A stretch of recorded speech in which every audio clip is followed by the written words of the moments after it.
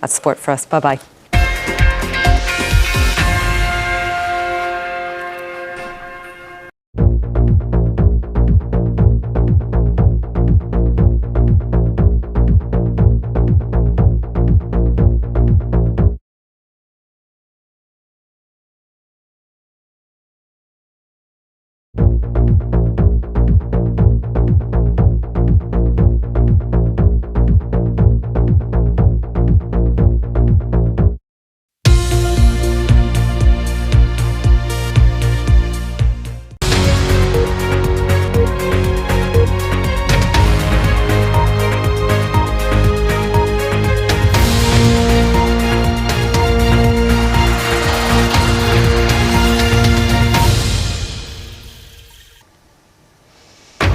Live from London, this is BBC News. In Libya, more than 5,000 people are dead and thousands more are missing after 2 dams collapsed, causing devastating floods.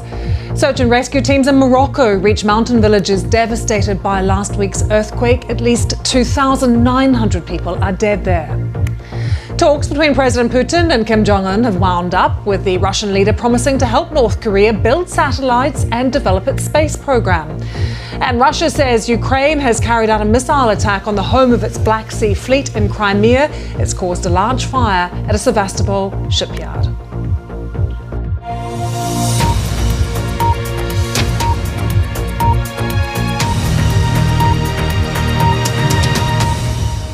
Hello, I'm Lucy Hockings. Welcome to BBC News Now. 3 hours of fast-moving news, interviews and reaction. More than 5,000 people are now known to have died in devastating floods in the east of Libya.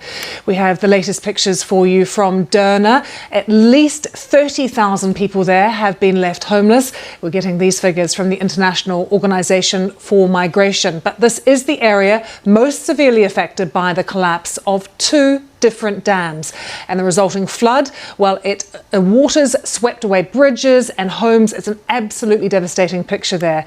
And just west of Derna in the city of Beida, you can see the horror of the situation at the heavily flooded Al Beida Medical Centre. Now, we've been hearing from the hospital. They say that patients had to be evacuated while hospital staff helped to clear the water from the building. I mean, just see the pictures there. Really interesting to get that perspective from the Minister for Civil Aviation. Just to remind you, though, he is in the administration in Tobruk, which is in the east. There is a very difficult political situation there. It is split between the internationally recognised government that is in Tripoli in the west and then the government in Tobruk, which is in the east. So all of this is caused by these 2 dams as well that we know that have broken down and flooded. But it all started with Storm Daniel. Let's find out more about that and speak to Chris Fawkes, who joins us from the BBC Weather Centre. Chris, what happened? Well, Lucy, we had just torrential rain, unimaginable amounts of rain for this part of North Africa. Recorded in 24 hours, 414 millimetres of rain. That's the equivalent of about 2/3 of a year's worth of rain in London, and the catastrophic flooding that resulted. Chris, thank you. Lots of questions being asked about those 2 dams in Derna that have collapsed, sweeping away homes and just causing all of this incredible damage that we're seeing. Alex Murray is from our BBC Verified team. He's been taking a closer look at the damage in the city. Around the world and across the UK, this is BBC News. Look at some of the other stories making the news. 60 years after the assassination of President John F. Kennedy, new details are still coming to light. Paul Landis is a former Secret Service agent. He writes in his upcoming memoir that he witnessed JFK's death at close range and took a bullet from the car after the president was shot. He says he left it on Kennedy's stretcher at the hospital. The US grand jury has charged 5 former Memphis police officers with federal civil rights violations over the death of Tyree Nichols. The 29-year-old black man died in January, 3 days after being beaten during a traffic stop.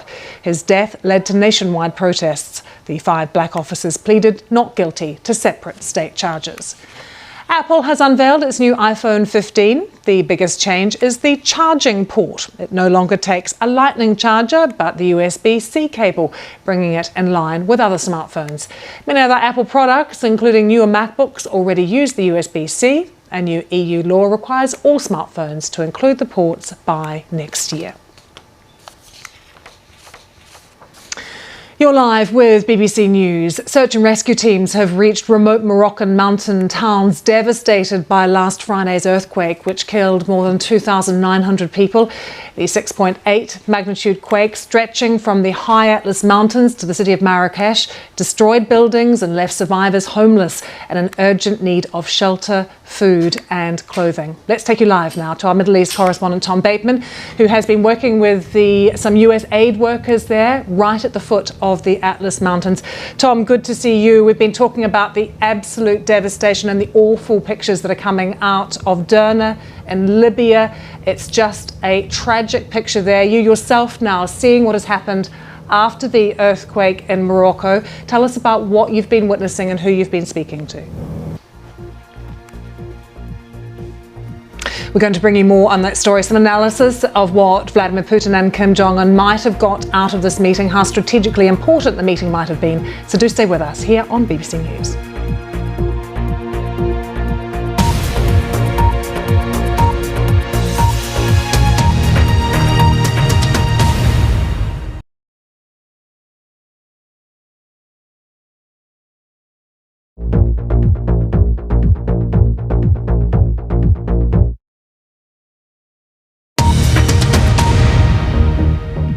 This is BBC News, the headlines. In Libya, more than 5,000 people are dead and thousands more are missing after two dams collapsed, causing devastating floods. Russia says Ukraine has carried out a missile attack on the home of its Black Sea fleet in Crimea. It's caused a large fire at a Sevastopol shipyard. And talks in Russia between President Putin and Kim Jong-un have wrapped up.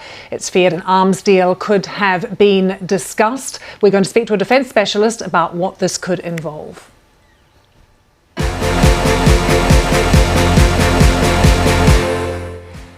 And we speak to the US singer Olivia Rodrigo about her music, breaking records and her overnight success.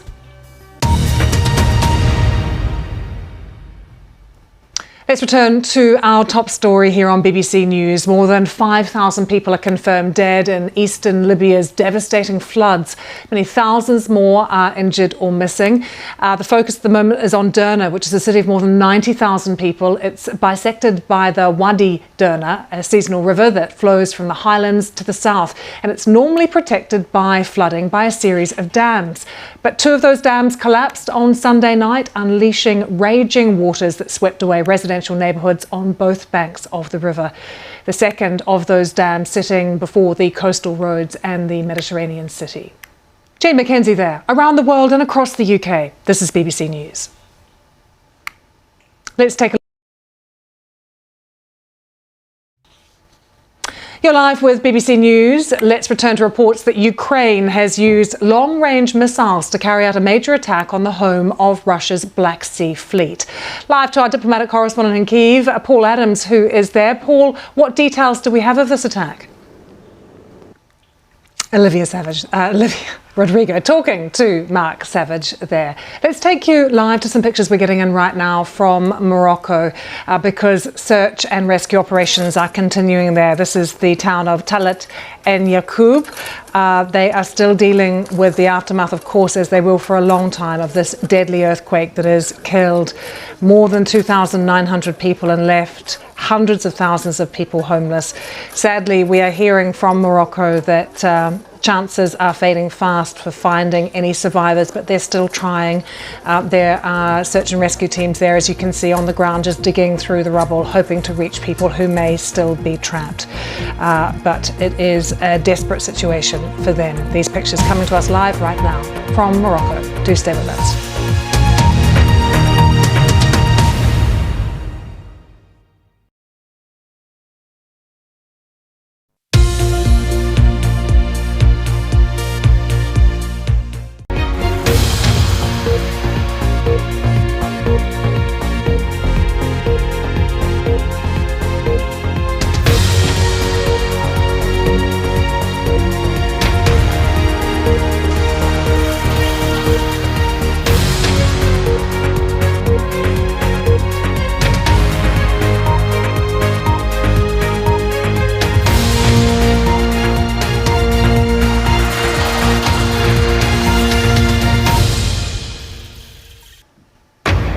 Live from London, this is BBC News. More than 5,000 people die in Libya's disastrous floods. Thousands more are missing. Powerful storms caused 2 dams to collapse. The port city of Derna is the area most severely affected. It's thought at least 30,000 people there have been left homeless. Search and rescue teams in Morocco are managing to reach mountain villages flattened by last week's earthquake, and we have live pictures coming to us right now. At least 2,900 people are dead, but as you can see, they are desperately still looking for survivors.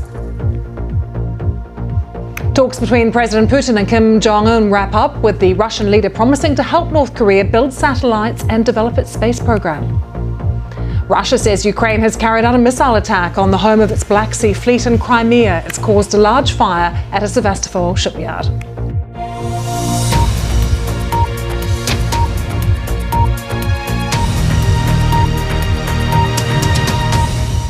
Hello, I'm Lucy Hockings. Welcome to BBC News Now. 3 hours of fast-moving news, interviews and reaction.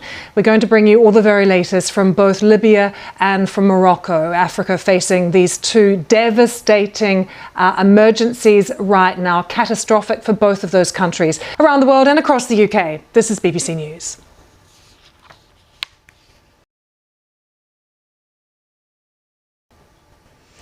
You're live with BBC News. The North Korean leader Kim Jong-un is on his way back to Pyongyang after having talks with Vladimir Putin in the far east of Russia. President Putin promising help for North Korea's space program after its 2 failed launches this year. Officials in the US suspect that Moscow is seeking ammunition from North Korea to help it with its war in Ukraine. Our Russia editor Steve Rosenberg reports. Let's return you now to Morocco, to the search and rescue operation that is continuing there after the powerful earthquake. This is Talat En Yacoub. We have been watching just for the past hour or so these rescue workers just diligently digging through the rubble in the search for survivors. The patience of these rescue workers is quite something as they just sift through the rubble, digging through, trying to see if there is anyone alive underneath these buildings that have collapsed. It's a massive effort now, not just searching for survivors, but as we were hearing from Tom Bateman, just trying to bring relief to people and reach people in mountainous areas as well that have been cut off. They've been providing food and shelter and toys for children as well. Just to remind you, 2,900 people at least have been killed by this earthquake. Hundreds of thousands of people have been left homeless.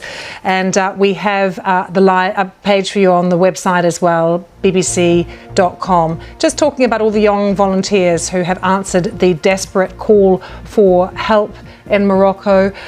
They have, in their droves, travelled to areas where there are facilities to provide aid. It's quite inspirational reading about how young Moroccans are coming together actually to try and help the country. So well worth reading that as we look at these live pictures as well from Talat in Morocco. Do stay with us here on BBC News.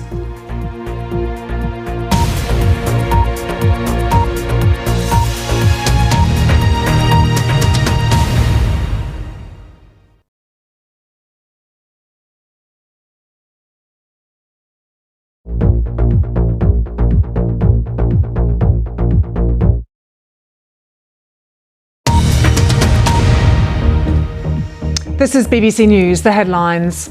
More than 5,000 people die in Libya's disastrous floods and thousands more are missing. Powerful storms caused 2 dams to collapse. Russia says Ukraine has carried out a missile attack on the home of its Black Sea fleet in Crimea, causing a large fire at a Sevastopol shipyard. And Olivia Rodrigo speaks to us about her music, breaking records and overnight success. Back to this hour's top story. More than 5,000 people are confirmed dead now in eastern Libya's destructive floods. Many thousands more are injured or still missing. Derna is the focus really right now, a city of more than 90,000 people. It's bisected by the Wadi Derna, a seasonal river that flows from the highlands to the south and is normally protected by flooding by a series of dams. But 2 of those dams collapsed on Sunday night, unleashing raging waters that swept away residential neighbourhoods on both banks of the river. The second of those dams sits before the coastal roads and the Mediterranean Sea. I've been speaking to our security correspondent, Frank Gardner, and Amira Fatala, our Middle East specialist from BBC Monitoring. Do stay with us. Around the world and across the UK, this is BBC News.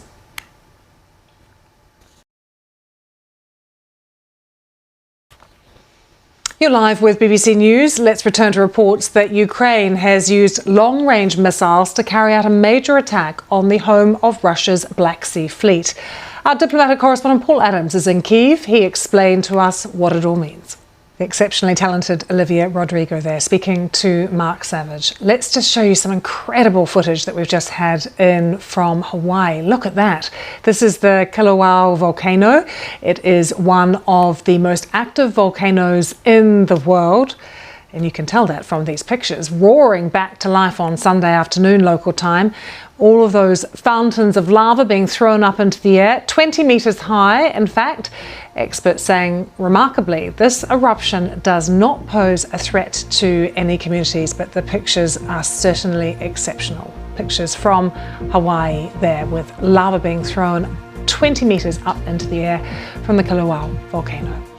And quickly, we can show you rescue efforts that are continuing in Morocco right now after the devastating earthquake that has happened there. We now know that that 6.8 magnitude quake that struck in the mountains late on Friday night killed at least 2,900 people. And you can see here the painstaking search continues for survivors. Do stay with us here on BBC News.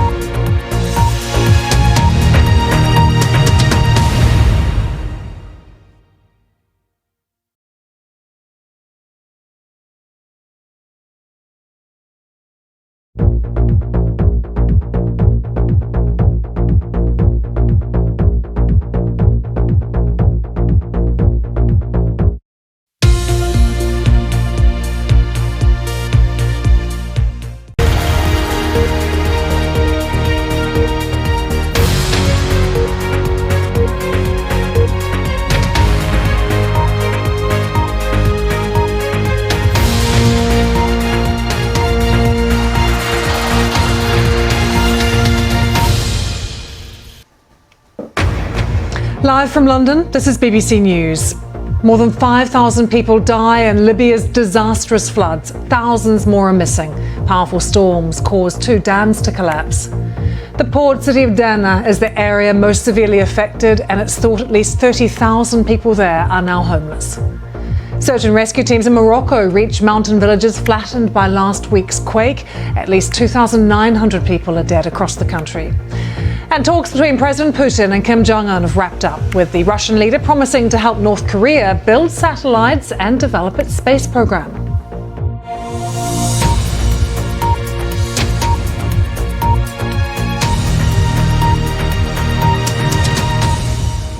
Hello, I'm Lucy Hockings. Welcome to BBC News Now. We're focusing very much on these 2 tragedies that have hit North Africa in Libya and Morocco. So let's take you first to Morocco because we have some live pictures coming into us right now from Amina Talla.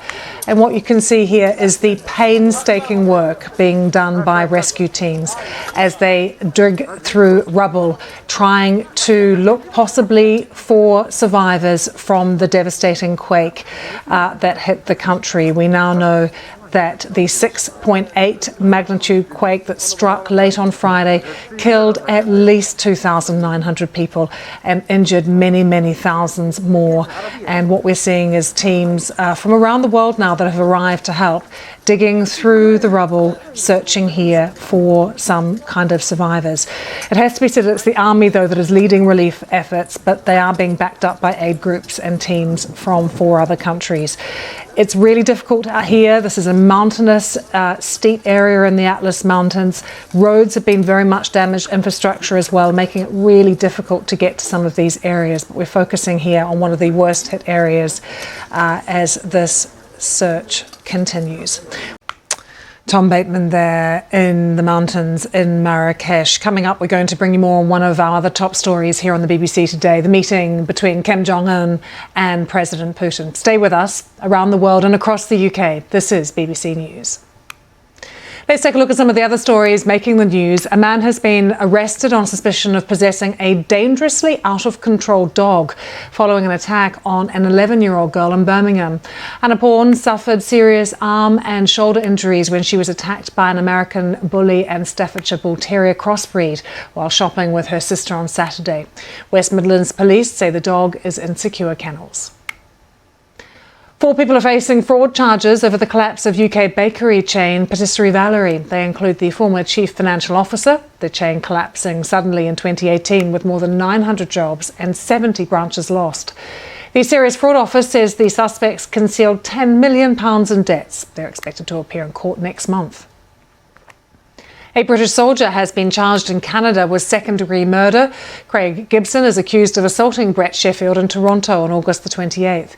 Mr Sheffield was taken to hospital and died 2 days later. Toronto police say Mr Gibson appeared in court on Monday, charged with his murder.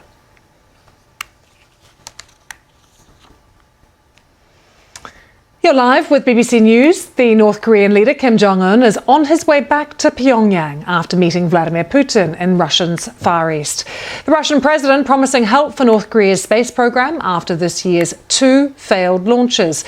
The US suspects that Moscow is seeking ammunition from the north to help with its war in Ukraine. Here's our Russian editor, Steve Rosenberg. Helen, thank you. To the US, and a killer who has been on the run for 13 days after escaping a Pennsylvania prison has been caught. This is Danilo Cavalcante shortly after his capture. Last month he was sentenced to life in prison for killing his ex-girlfriend in front of his 2 young children. But on the 31st of August, he broke out from Chester County Prison and has evaded a massive manhunt despite numerous sightings from the public. So the news there from Pennsylvania is that this killer, who has been on the run for 13 days after escaping from the prison, has now been caught. Stay with us on BBC News.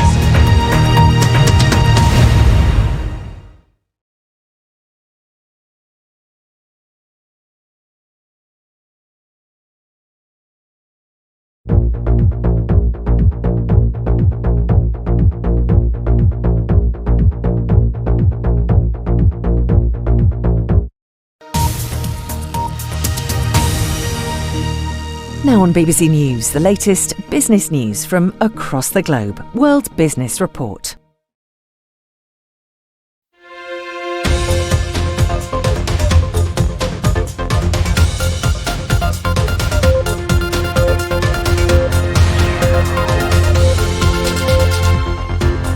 Consumer prices continue to rise in the United States, driven by a jump in the cost of fuel.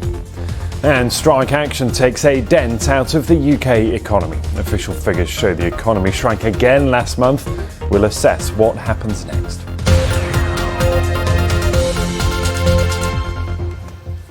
Hello, very warm welcome to the programme. This is World Business Report. I'm Ben Thompson, and we start this hour in the United States, where the latest official figures show that prices are rising at their fastest rate in over a year.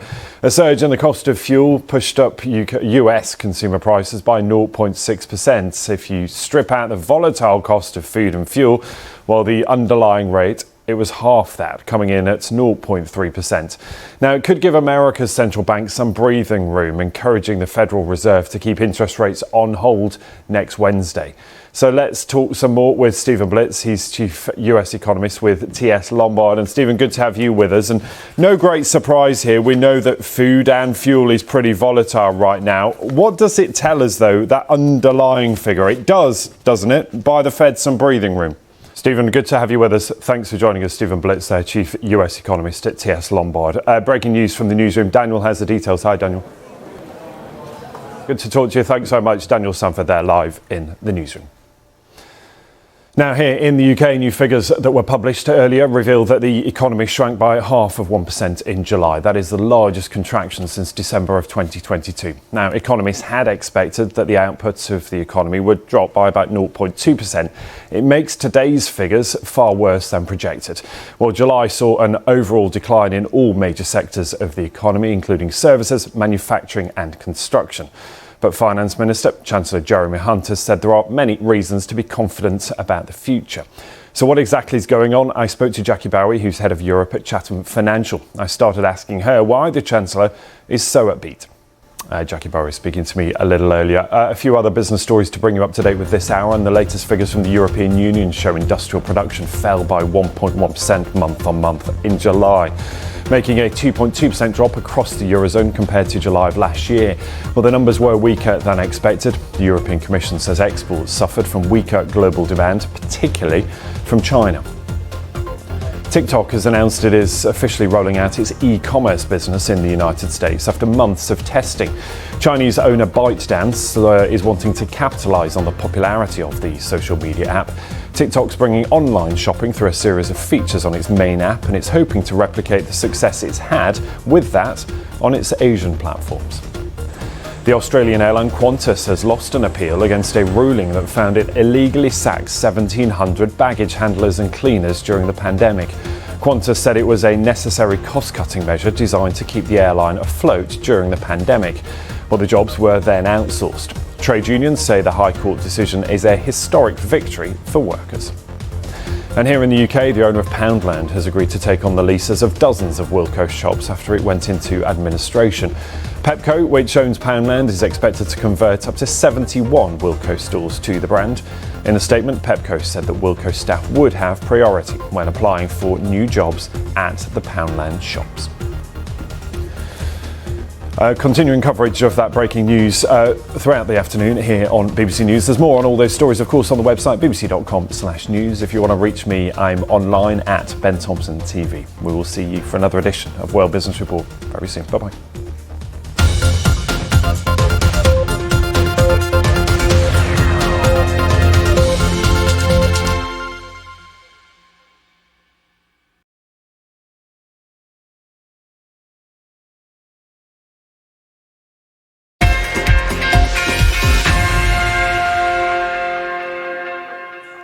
Hello, I'm Sarah Mulcairns at the BBC Sports Centre. Two-time Grand Slam champion and former world number one Simona Halep says she is shocked after being banned for 4 years from the sport following breaches of the tennis anti-doping programme.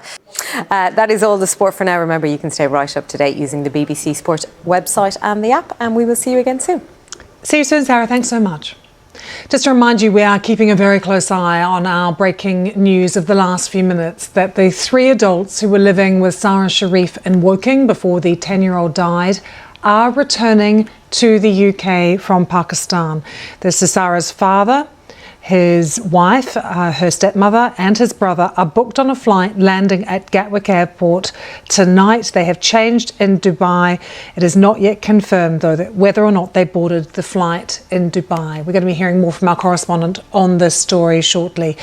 Daniel, thank you so much for that update. Daniel Samwood, who will be across all the developments for us here on BBC News, to remind you that 3 adults who were living with Sarah Sharif in Woking before she died are returning to the UK from Pakistan. More on that story coming up.